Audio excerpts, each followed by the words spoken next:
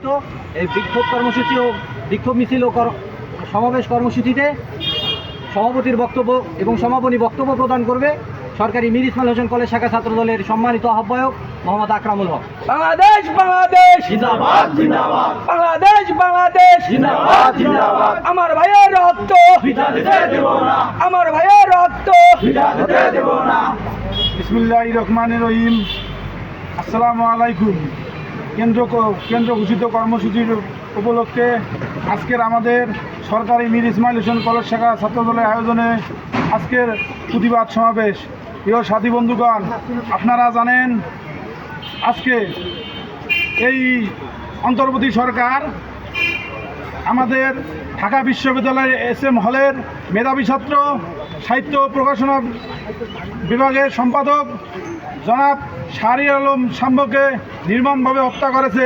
তারই প্রতিবাদে আজকে আমাদের এই প্রতিবাদ সমাবেশ। প্রিয় সাথী বন্ধুগণ, আপনারা জানেন এই সরকার আমাদের ভাইদের খুনিদের গ্রেপ্তার না করে বিভিন্নভাবে টালবাহানা করতেছে। আমরা এর তীব্র নিন্দা ও প্রতিবাদ জানাই। আমরা অন্তর্বর্তী সরকারকে জানাতে চাই, আপনারা যদি এই খুনিদেরকে দ্রুত গ্রেপ্তার না করেন আমরা মীর ইসমাইল হোসেন কলেজ শাখা ছাত্রদল রাজপথে নামতে বাধ্য হব। আপনারা যদি এই খুনিদেরকে, এই সন্ত্রাসীদেরকে যদি আপনারা ফাঁসির মঞ্চে না নিয়ে আসেন আমরা রাস্তায় নামতে বাধ্য হব।